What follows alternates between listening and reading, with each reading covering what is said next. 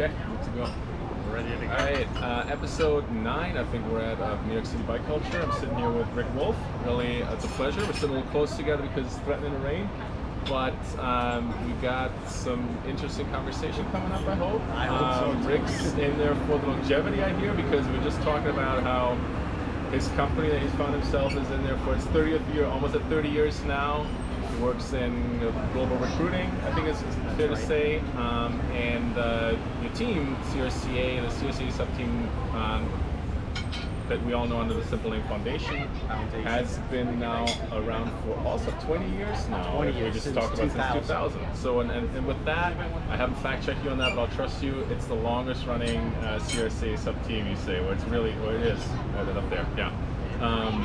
I saw it somewhere, and either way, it's pretty remarkable for a pro team, probably even more remarkable, but even for an amateur team. That's a long run, and we want to talk a little bit about that today. But can you introduce yourself a little bit first, and maybe also talk about Ric Wolf as a cyclist and Ric Wolf as how did you get into cycling yourself?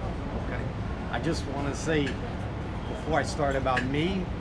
One of the reasons that I came here is because this picture was taken, and this is my second favorite picture ever. The reason being is look at that's you back there. But just look at the celebration. You know, this to me is sportsmanship right here. It's not planned. We didn't talk about it, but no, we certainly did not. Just to see that's my second favorite. My favorite of all time is Yuri Vidal with the little I've boy seen there. that one. Yeah. Those are my two bring those favorites. a little closer. We can see that Yuri Vidal is not riding here anymore, but he actually 3 weeks after he turned pro for us, he was murdered in the Dominican Republic. Wow. And what a he was one of the guys that we had on the team that went pro, and we'll get to that later about the theme of the team and what we're trying to do. Yeah. But just to give you a little Ric Wolf. Ric Wolf used to, I was a soccer player. That's all I ever cared about in college growing up. Okay, good. I played goalkeeper. Same here. Okay, all right. And in high school, I even tell my sons is that all I wanted to do is play soccer. I'd go to practice. I'd practice between practices because I wanted to play college soccer. Yeah. That was my goal. Yeah. And I went to Rutgers. There was another freshman that came in, and he started the first couple of years. Yeah. And I thought I was better than him. And you sat on the bench for a couple of years. I sat on the bench and waited for my turn. He made a big blunder by rolling the ball out. He used to be able to do that. You can't do that. And then you'd go to the end of the box and kick it. And the guy took the ball from him. Coach took him out, and I got in, and I started for the next 3 years. So that's all I wanted to do and then I left college. I started my company, and I went to the gym a lot. You know, but I was getting bored going to the gym. You know, you go outside, you have all that camaraderie, and going to the gym, Ruben, thank you. wasn't special. Oh, thank you. And I saw a guy in my building. Yeah. And he had a nice kit on. Yeah. He had a bike. And I said to him, I want you to take me to buy a bike. And I knew if I bought a cheap bike, and at that time I was single, it didn't really, money was not as big a deal as it is when you have kids and you got to spend all your money on your kids. I said I want to buy an expensive bike because I knew if I bought an expensive bike, I would ride. I have to use it. Yeah. I also saw that his team said foundation, and I asked him what foundation was all about. And he told me to raise money for charities and help develop young kids that can't afford to race. Give them the supports to allow them to reach their potential. Right. And me, thinking about that, I thought that was a great idea, and I also wanted to help charities. Yeah. So I really got into cycling to help charities. Alzheimer's is a big one for me, and Alzheimer's, yes. So because my mother-in-law died of that, and watching her die, I said I want to be able to give back because God forbid, that happens to the next generation. Yeah. And I also wanted to do it in memory of her. So I joined the team, And I remember waking up every morning, getting so excited to go to Central Park or go out for the long rides. I used to get so nervous, I couldn't sleep. It was so fun. Yeah. And then I finally said, let me race. So I joined the CRCA, and this was 2001, and I did the turkey race. Okay, yeah. Turkey race. They don't have this now, but they had the turkey race, and they had 8 people in the race. Yeah, we should add this was like for Thanksgiving, usually November, the late Thanksgiving, so pretty much like 2 months after the end of the season. The end of it's cold. The very end of the season. Fallen. Exactly. It was very cold that day, and I didn't know what to wear. I didn't know how to warm up. I didn't know anything. So I got to the line to see racer, first race, and they said they're going to give out 7 turkeys. And I looked around and I go, there's only 8 people here, so I have a good chance of getting a turkey so I could bring home some food home for my family. So I did that race, and I made the mistake that everybody does. You know, you lead. You know, instead of like, you just take. So I was out in front the whole time. I think I finished in like 3rd or 4th place. But if you talk about 8 people, you know, and I know one of them, she didn't finish the race, and she started screaming at us at the end of the race. Why didn't you wait for me? I'm going, I don't think you're supposed to wait in the race. But so just to get that cold turkey home when I was shivering was that was an experience, and I liked it. And from then on, I did a lot of C races until I was ready to do the B field. And some guy, Adam Handler, on our team, he was also once the president of CRCA, and he was on our team. He said, "What do you like best about racing?" And I said, "You know, I like the Central Park races. You know, I'm not crazy about the crits, but time trials. And we used to do time trials in Central Park all the time. That was spectacular. I'd wake up in the morning. David Wagner had a group that met every couple of days in Central Park, and he had it mapped out. You had to be by Engineers Gate in 1:20. You had to be by the 102 in 3 minutes. You had to get to the bottom of Harlem Hill, and then you had to get to the top. And we had it all marked out, and that's what we did every morning. Is we just practiced. And it was so he gave you these times, and this is your training regimen. Like you have to be that fast to like when you looked at but at that time you had like a watch or something like that, or do you have a bike computer already, or we had a bike computer. But you looked at the time and you're like, I have to get into this certain spots in Central Park at a certain time and no power. And this is like, you don't make it, you didn't quite go fast enough, and you gotta go again. Yeah, okay. So we did that. We trained, and we did 15-minute laps, and we did 14 and a half, 14. I think the best I did was 13:40. That's pretty good. Yeah. Tom Walker on our team did a 12:20, but he's an ex-Olympian. Yeah. And he is a great rider. And this is like 6.2 miles, I think, pretty much exactly as 6.1. 6.1. There you go. You know exactly. It's a Central Park lap. So 10K. And you did this was a training kind of through the team, or was this through CSCA that you mentioned? David Wagner was the name? David Wagner. Yeah. He's not affiliated with the team.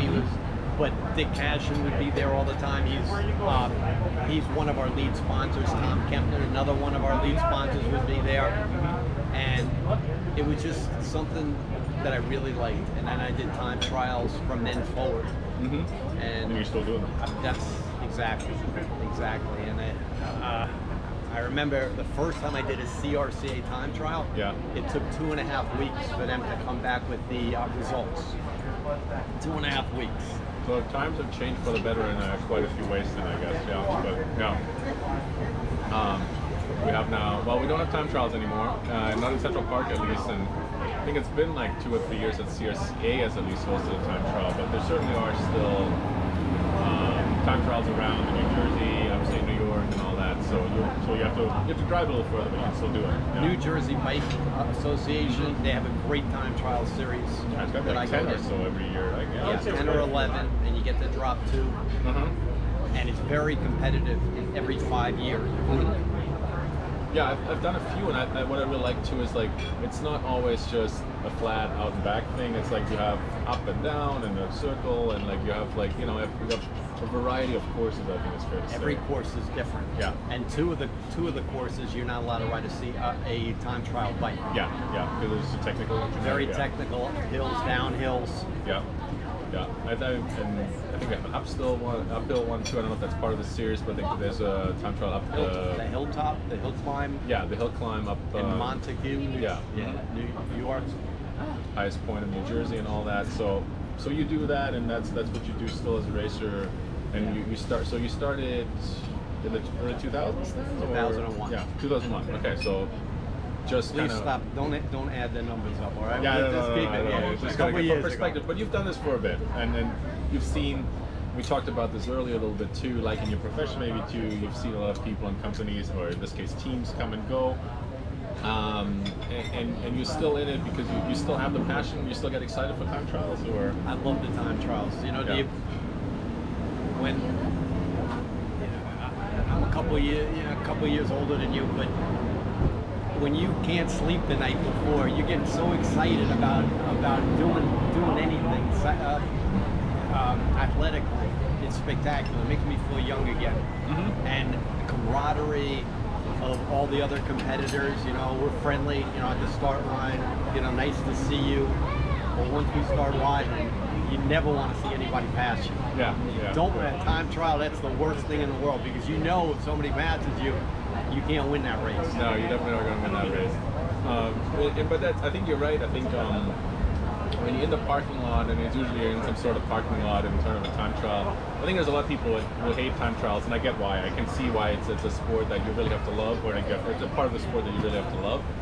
It's just you and against your own effort, kind of. And yes, you're right. I think you could pass people, be passed, and that's part of the motivation. But it's not like you're right next to other people all the time. And I think in some ways you see them as competitors, you want to beat them, but you see them at the beginning, you see them at the end, and like what happened in between is up to you individually, right? And we go for breakfast or lunch afterward. Exactly. And you both all done at the same time, kind of more or less. And I hope I'm done a little earlier than they are. Exactly. You hope to be back in the parking lot earlier, and you hope to be able to enjoy some good conversation before and after. And I think that in some ways it's pretty good. It's maybe a smaller community, but it's a pretty good community, right? Like you have a lot of opportunity to chat with people and have a good conversation. So I have a coach, very technical, Peter Cummings, Plant to Peak. Not only does he coach me, but he coaches a lot of guys on our team. But he takes one young guy on our team every year and trains him for free, basically. Awesome. Just because he's a sponsor of the foundation. And I tell you, if he could make me a New York State time trial champion for 4 years, and Delaware and Connecticut state champion, he can do it for anybody. He's tough though. He's tough. He looks at a file, and the interesting thing, I showed it to two different coaches, and one guy, I was in the national, said, "Oh, you look really good. You're fast. Blah blah blah." I showed the file to Peter. He goes, "You stink." I go, "Whoa." So he doesn't hold back with the criticism. If I wanted that, I could have stayed at home. My wife would have given me that. But he was saying that when you do a time trial and you do hills, you have to crest that hill and get to maximum speed right away. If you just wait and just like go over easy, that's where it's going to kill your time. So he got me on that. He watched my cadence, he watched the power drop, and he goes, work on that, and that's something I've been working on. So like a lot of really good technical advice, strategic advice. This is Plan to Peak is the name. Plan to Peak, Peter Cummings in Buffalo. Okay. He's in Buffalo. They sponsor the Omnium up there. I think it's Plan to Peak Omnium or something like that up there. It's in August. So okay. In August, we had our U21 team. CCB.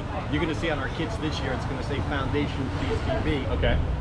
And we just want people to know that we have a U21, 23 program because we want to help develop young people and legitimately be a 501c3. Right.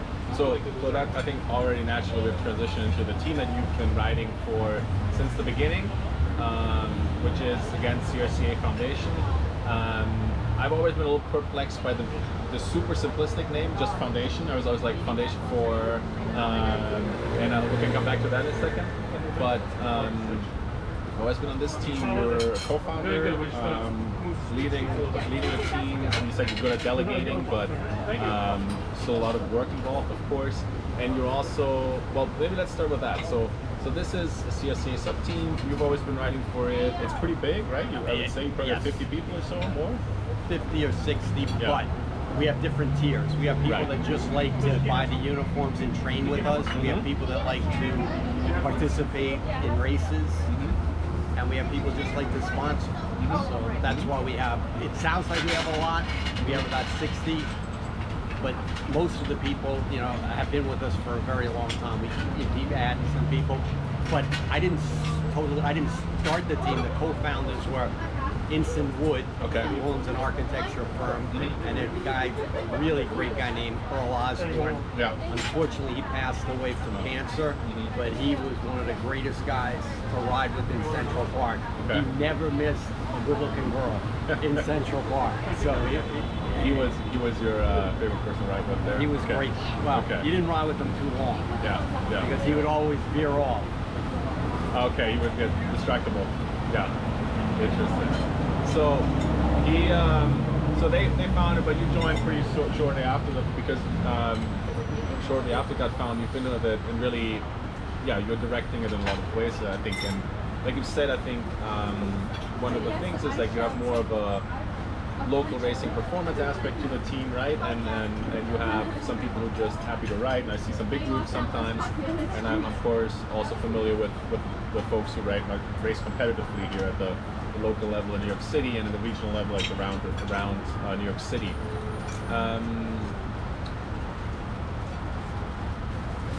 We can go a lot of different directions from here, but I would just kind of going back to that.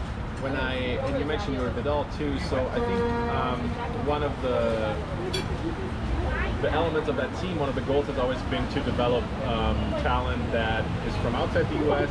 I think you already mentioned that. I think you recruit, or I don't know if you want to call it recruiting, but you managed to connect a lot of riders to the team and have riders for the team who are, and the thing is that I've been here, they've been from, I think a lot from Central America, maybe a little South America, Caribbean a lot. So like I think right now like Guyana, and you can tell me more about the other countries. How did that come about? Was it always part of the team? And I think that's shifted over time too, right? No, it was actually, we started off even in 1990 when in 2000 when Earl, he had a Trinidad and Jamaica connection. And he brought over Adam Alexander and Joshua Alexander, and I think they were like 15 or 16 at the time. Wow. Unbelievably talented young guys, nicest guys you ever want to have on the team. So we had them from Trinidad and Tobago. We had some people from Jamaica on the team. Then we branched out to the Dominican Republic, and we have some great guys. A lot of Dominican, and Guyana, Puerto Rico, and other places as well, Colombia. But our theme was to see if we could get one guy to go pro. From when we started. This was a pretty ambitious development program then too. You definitely wanted to see like what kind of talent can we find and develop there, and with the goal of let's have one of them go pro. And I think you mentioned that you managed at least one case, and I think maybe some of the other ones are at least got close too. We have about 15 or 16 that went pro. Okay, wow. Yeah. Jelly Belly, Garmin, and a lot of other teams, and also with the CCB combination right now, he had like 3 or 4 that went pro last year. They went to Hincapie, they went to, I think Floyd Landis had a pro team. So we had the Brazilian national champion on our team last year, and the United States national champion on the team. So we changed focus. You asked me this question before.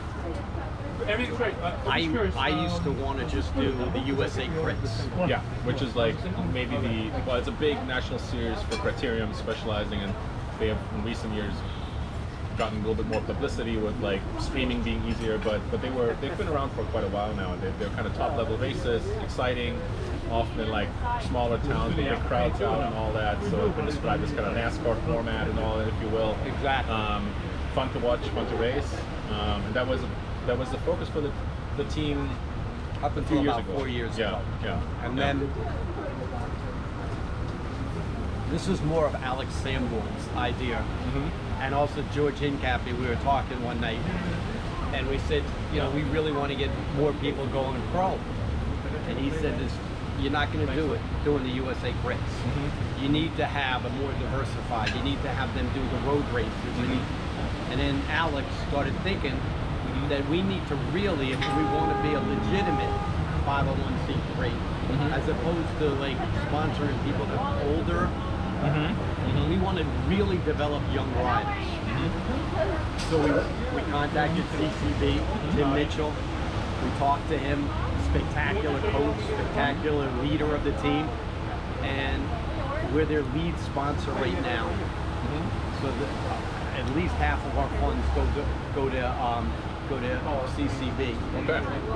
So that is a connection that has come up in recent time. Backtracking, but CCB, don't actually know what exactly it stands for, but they are out of New England, kind of originally at least. Massachusetts, I think. Massachusetts, yeah. They've been a development, kind of elite development team without, I think initially at least, where there wasn't really maybe those like lower pro level teams, but they've kind of developed in that direction of really being a pro feeder team, like a development team that is ambitious there. And like you said, they're riding some more of those more pro-oriented races, and that they're not so much crit focused, which often, like you said, I think there's that they might not be a good preparation for actually going pro, where you have to ride for 4 or 5 hours and like long road races and all that.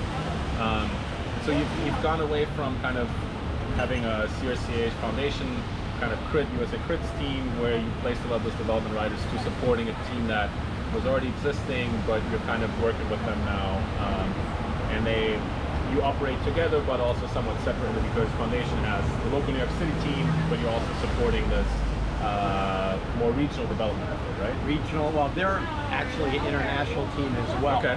They're racing this year in Europe a lot. They're doing races now that just finished up in Finland. Okay. Yeah, so, and they did very well there. So there's racing in Finland right now? Yes. I was there for hockey, but not for, I brought my bike with me. It's really, it's a nice ride because the roads are great and it's a lot of rollers. Okay. So it was fun. Sounds like something I would enjoy. Yeah, not too hilly. Not many hills, but good. that I found. Okay, so there's a lot going on here then with I think the average, I'd say, amateur or local cycling team is like a bunch of guys who get together and they ride together and they have fun together, which, you know, there's nothing wrong with that. I think a lot of teams have that philosophy. You want to have a good group of people together riding. But you have, and you mentioned already, you have a 501c status, and that's, I think, I'm assuming part of the charity work and part of the development work is like that's all kind of going into, that's the focus of that organization. Exactly. And yet under that umbrella you have like, it feels like a very complicated, maybe too critical, but like it feels like a complex organization, right? Because you have the charity part, you have the local riders that ride and just kind of want to train with you. You have the more local elite team, the people who want to race and are very good at racing, right? They're very competitive on the local circuit. Then you also have the effort with CCB. So how do you fit all that under one umbrella, and how do you make that work, and is that working? It seems to be working well for you. But it's a much more complex structure than I think most teams either do. Okay, we're just this development team, or we're just a bunch of local friends who will ride together, right, or we specialize in cross racing, even, or whatever it is, right? So, but you're doing a lot. Yes, and besides the racing, we're doing a lot for charities, and that's a key thing. You know, Alzheimer's, we've raised over $350,000 for Alzheimer's Care in Kind. Star Trek, we were one of the lead sponsors too, going into Star Trek. Cycle for Survival, we're always doing a lot of that. World Bike Relief, do work for that. Oh, one of the nice ones is CAF, Challenge Athlete Foundation. Okay. Yeah. Where, I mean, you go to one of their galas, which hopefully someday we'll be able to go to galas again, but it's just touching. to see how you can get a limb for an athlete and how they can change their whole life back. Yeah, yeah. So that's one. And to your question before, is a simple name, foundation, is because we want to help out a lot of different sponsors. So we're helping a lot of different charities, and we're helping young riders. And your job is to pay fields. You say we're complex, but we're complex because these guys are all in it to help develop themselves, but also not just themselves, but develop the community and cycling. Yeah, yeah. So that is a strategic choice, that keeping that foundation part strategically like ambiguous and flexible, right? Because like you said, you have all these other different efforts going on. That even with COVID, we did a fundraiser to get one of our key riders, Joe Almond, started a company called Clove, and they make shoes for nurses, sneakers for nurses. So we did is we worked with Clove, did a fundraiser, did a Swift race, raised a ton of money, and bought $10,000 worth of sneakers for nurses at Mount Sinai Hospital. Yeah, that's wonderful. So we'd like to give back even during those times. Yeah, and but again, it comes to me that your head must constantly be going in lots of different directions with all these different projects that you have going on simultaneously. And when we started talking, you hinted a little bit at being good at delegating, or having learned to delegate, which I think if you're running any organization, but especially like something that goes a little bit more, a few more different directions, important. Do you take people from the team there? Do you bring other people in? How do you do that? Tim Mitchell takes care of CCB. Okay, so that's the person, coach behind there. Coach, director, but we're working together on designing a kit. Our colors will still be red and black and white. Yeah. But it will be the same shell. Okay, gotcha. And they'll have their pink and blue, which that's them. Same design, same exact different colors. Yeah, exactly. that makes a lot of sense. Ralph helped design that. Yeah, so Ralph Kallmeyer, I don't know how we pronounce it. It's a German sounding name, so I'm always inclined to pronounce it the German way. And Wolf. Wolf, yeah, Wolf, yeah. He writes for the local team, and very strong racer. And you also mentioned before Alex Sanborn, who used to ride but doesn't race as much anymore. He just had a baby. Can relate to that. Yeah. Guys, so he'll be busy. Unbelievably strong. Yeah, but he's doing a lot of it. He's taking on some responsibilities too, I think, with organizing the local team, kind of, right? Yes. Yeah. I mean, more than a little. He has done so much over the last 5, 6, 7 years. He's been the director of the team. Yeah. So he recruited all the good guys, but he's a good example of one of the people that we brought from a Cat 5 to a Cat 1. Oh, wow. Joe Almond is another guy that we brought. Will Downing is another guy that we brought from a Cat 5 to a 1. And these are just guys that showed up and Central Park for our 540 practice, and they're just good people. That's one thing, we have a nice core of guys. Like I ride with them, and I say I would actually go out to dinner just one-on-one with all of the guys over here. Yeah. And it makes me happy. You know, I'm an old guy that I enjoy riding. I do. It's COVID, you could say, has been bad, horrible. Yeah. But for me, without racing, I mean, NYU's right here. I train crazy. Yeah. I mean, crazy. Like this year, like next week, I'll hit 15,000 miles year to date. That's a lot of miles. That's a lot of training. Yeah. All on the road, inside? Inside, outside. Yeah. I like to do the combination. Because I feel like when you're inside, you really clean up your pedal stroke. Yeah, you focus on that a lot more. You don't have to look at the road and other people on there. Yeah. Central Park, it's an obstacle course now. I think it's been great that a lot more people are on the road, but I think the parks especially have seen an increase in the number of riders who started around at all levels, of course, right? So you have the riders, you have the city bike people, you also have the runners that run in the car lane. Yeah. So it's not, people were saying we should, about the night ride. I told people don't do the night ride because the night ride normally is dangerous, but nowadays it's ridiculous. Yeah, and I think we've we've had in the community some conversations about safety and all that. And I think I personally, I don't live right next to the park, so I'm not tempted all the time to go. I think I get that, but I agree with you. I think when there's so many other people in the park, and I talked to Charlie a little bit, who runs the Prospect Park races, and I think he thought about maybe hosting a couple of races at the end of the. I'll take a little bit more coffee. Thank you. And I think he did a survey and just want to see if people feel comfortable with that. And I think right now, especially the parks, it's impossible to do much, or you have to be very careful with COVID going on, with so many other people, users in the park. But yeah, I think that's right. But I think you're right, and I can see the excitement in your face and your voice that you're excited about working with these people and the team, and I think that's what a cycling team is supposed to bring you, I think, so that's great. Let's take a break here maybe. I think that's a good natural spot, and then we'll talk a little bit more about the team, the future plans, and all that kind of stuff.